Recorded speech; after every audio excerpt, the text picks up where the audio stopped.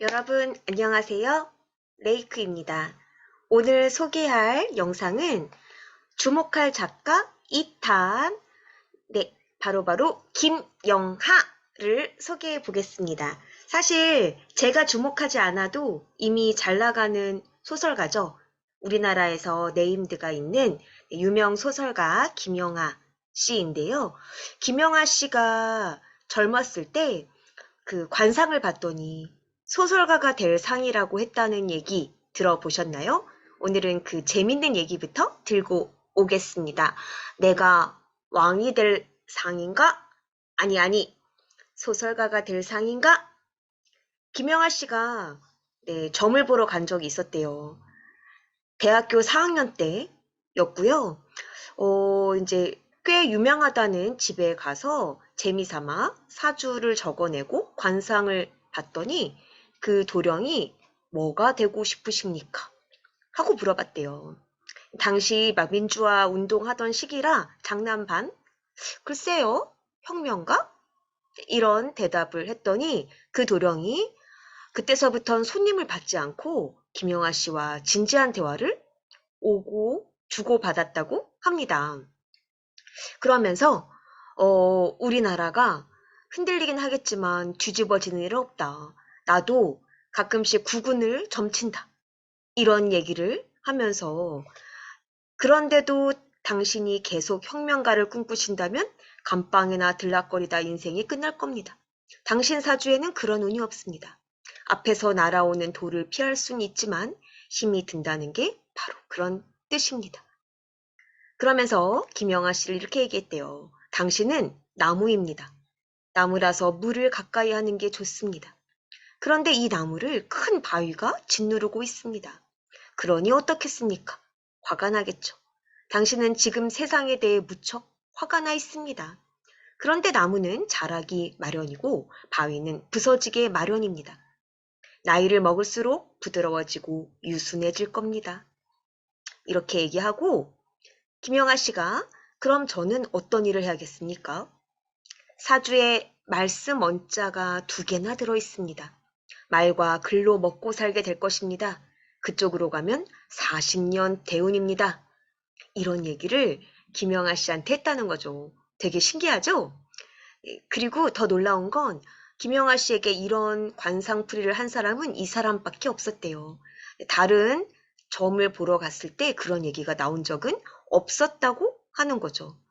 그리고 이 말이 이상하게도 김영하 씨 뇌리에 깊게 남아서 작가로 자리를 잡은 뒤에 그 사람 생각이 곧잘 나곤 한다. 이런 얘기를 했습니다. 오, 진짜 재밌네요. 정말 그 관상가의 말대로 김영하 씨가 말과 글로 승승장구하니까요. 알쓸신잡에서도 굉장히 인기를 많이 모았고 지금 김영하 씨 작품 예를 들면 살인자의 기억법, 여행의 이유 이런 것들은 너무 유명해진 베스트셀러죠. 부럽습니다. 그리고 재밌는 건 저 역시도 사주에서 제가 소설가가 될 상이라고 하더라고요. 저는 직업이 있는데 앞으로 그 소설가로 더 많이 먹고 살 거다라는 풀이를 받았거든요. 네, 정말 제가 소설가가 될 상인지 지켜봐야겠죠? 제가 관상풀이대로 소설가로 성공한다면 김영하 씨 이 얘기로 더 말을 나눠보고 싶습니다. 자, 그러면 김영하 씨의 소설 몇 개를 더 소개해보죠. 너무나 유명한 그 작품, 김영하 씨의 살인자의 기억법, 이미 영화로도 만들어졌죠. 사실 이 소설은 단편이었는데요. 이 단편을 되게 잘 조합해서 장편의 영화로 만들어냈더군요. 그건 원작이 이미 촘촘하게 구성이 뛰어났다는 반증이겠죠. 이 책의 첫 문장은 이렇습니다. 내가 마지막으로 사람을 죽인 것은 벌써 25년 전? 아니, 26년 전인가? 하여튼 그쯤의 일이다. 이 소설의 재밌는 기획 포인트, 첫 번째는 연쇄살인범인데 기억을 점점 잃어가고 있는 연쇄살인범의 얘기. 자신이 예전에 살인했던 기억도 차차 흐려지고 있는 중. 그 다음 두 번째 기획력의 포인트. 과연 살인자는 살인자를 알아볼 것인가? 살인을 좋아하는 사람은 똑같은 피를 갖고 있는 사람을 알아보는가? 냄새를 맡을 수 있나?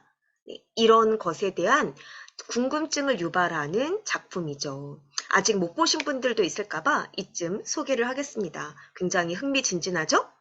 자, 그리고 두 번째 김영하의 작품.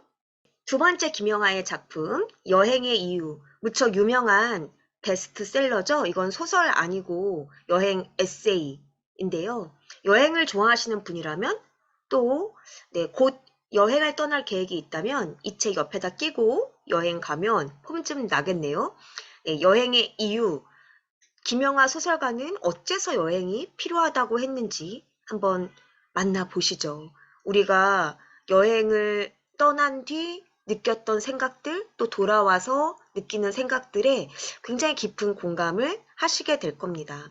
이 책의 첫 문장은 2005년 12월의 어느 날 나는 상하이 푸둥공항 티켓 카운터에서 서울로 가는 편도 항공권을 사고 있었다.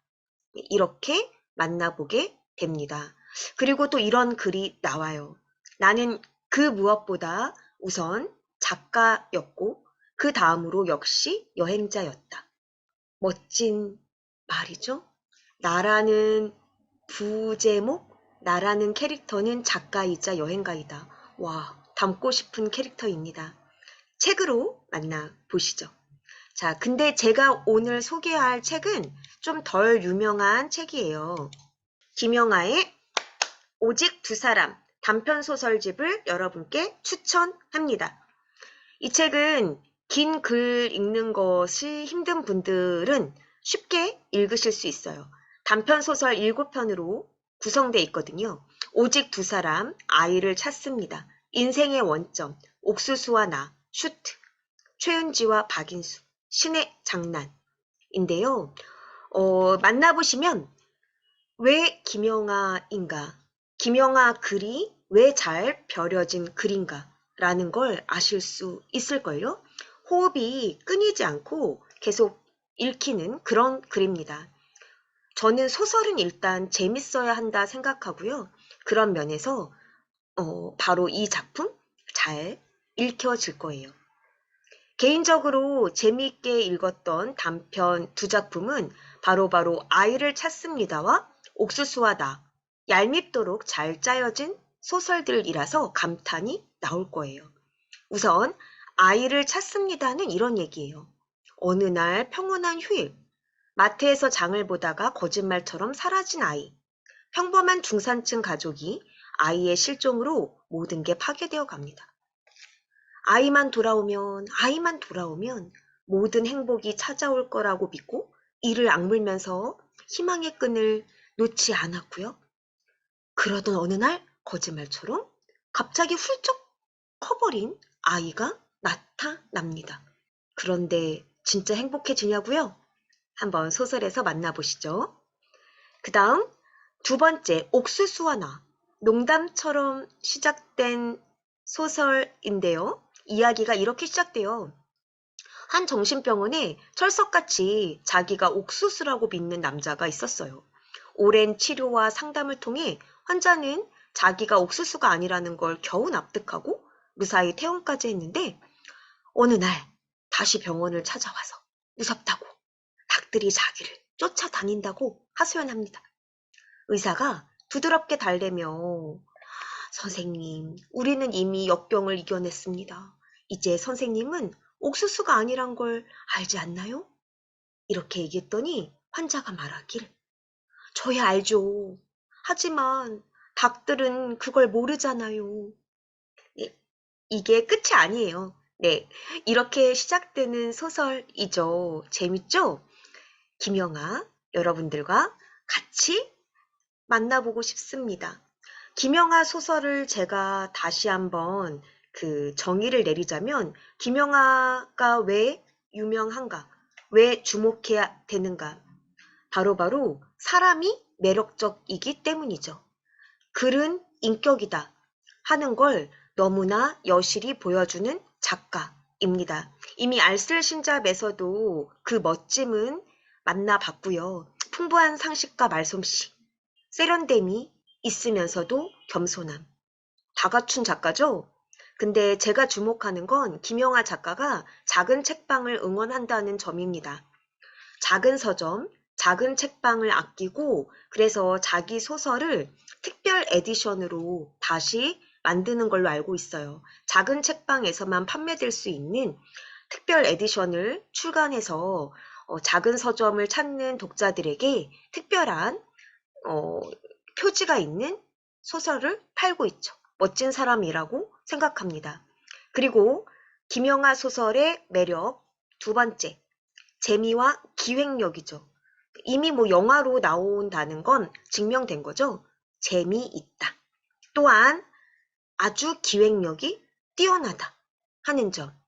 세 번째, 제가 영상에도 말했지만 술술술술 읽힌다. 잘 짜여진 문체. 일단 한번 만나보시죠. 우리나라 주목할 작가 김영하. 여러분에게 소개해드렸습니다. 저도 얼른 멋진 소설가가 되고 싶어요. 오늘은 안녕.